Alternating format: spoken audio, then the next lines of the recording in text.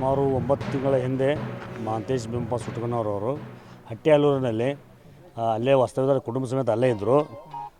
ಅಲ್ಲಿದ್ದಾಗ ನಮ್ಗೆ ಬೆಳಗ್ಗೆ ಅವ್ರ ಅಣ್ಣಗ ಅವ್ರ ಮಾಮದ ಫೋನ್ ಹಚ್ಚಿದ, ಮತ್ತು ಹಿಂಗೆ ಮಹಾಂತೇಶ್ ತಿಳ್ಕೊತಾರಂತೇಳಿ ನಮ್ಮ ಕಡೆ ಬಂದು ಭೇಟಿ ಅದ ಅಂತ. ಯಾಕೆ ಏನಾಗಿತ್ತು ಅಂದ್ಬಿಟ್ಟು ಹಾರ್ಟ್ ಅಟ್ಯಾಕ್ ಆಯ್ತು ಅಂತ ಹೇಳಿದ್ರು. ಹಾರ್ಟ್ ಅಟ್ಯಾಕ್ ಆಗಿದ ನಂತರ ನಾವು ತೊಗೊಂಬಪ್ಪ ಇಲ್ಲೇ ಮಾಡ್ಕೊಡು ಅಂತಂದ್ರೆ ಇಲ್ಲೇ ತೊಗೊಂಬಂದು ಡೈರೆಕ್ಟ್ ಸ್ಮಶಾನಕ್ಕೆ ತೊಗೊಂಬಂದು ಸ್ಮಶಾನ ನಂತರ ಇಲ್ಲಿ ತಂದು ಅಂತ್ಯಕ್ರಿಯೆ ಮಾಡಿದ್ದು. ಅಂತ್ಯಕ್ರಿಯೆ ಮಾಡಿ 9 ತಿಂಗಳಾಯ್ತು.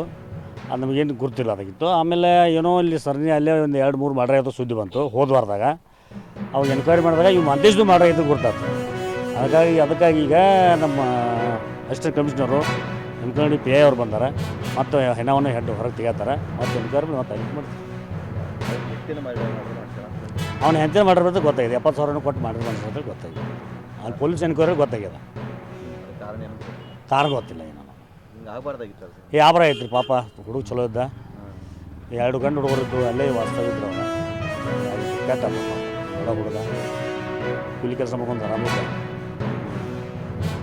शिवराज पाटील माझे अध्यक्ष जैन ग्रुप ऑफ बेळगाव उद्या जैनचं इन्स्टॉलेशनचा कार्यक्रम म्हणजे अधिकार ग्रहण समारंभ आहे आणि आमचे नियोजित अध्यक्ष यल्लाप्पा पाटील आणि त्यांचे आत्ताच परिचय करून घेतले आमचे सर्व सहकारी या सर्वांचा आणि त्याचबरोबर हिवोली मेंबरांचा इन्स्टॉलेशन कार्यक्रम उद्या 6 वाजता हॉटेल मधुरा वेंगुर्ला रोड येथे आयोजित करण्यात आलेला आहे.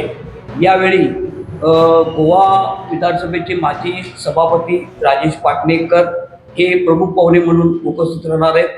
दिनकर अमित जे आमच्या जैन्स सेंट्रल कमिटीचे सदस्य आहेत, त्याचबरोबर गजानन मेडिकेरी हे स्पेशल कमिटी सदस्य आहेत.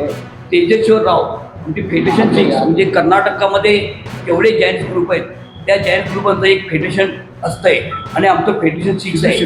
त्या फेडरेशन 6चे अध्यक्ष तेजेश्वर राव हे या ठिकाणी उपस्थित राहणार आहेत. आणि प्रमुख वक्ते म्हणून PK कॉलेजचे प्रिन्सिपाल प्राचार्य डॉक्टर SN पाटील हे आपल्याला मार्गदर्शन करणार आहेत.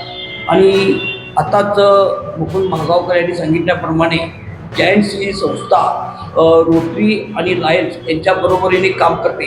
फरक एवढाच आहे, रोटरी लायन्स ह्या संस्था परदेशातून भारतात आलेल्या आहेत आणि जैन्स ही संस्था मूळ भारतीय गाभा टिकून भारतातून परदेशात गेलेली आहे आणि देशभरात त्यांच्या जवळपास 500 शाखा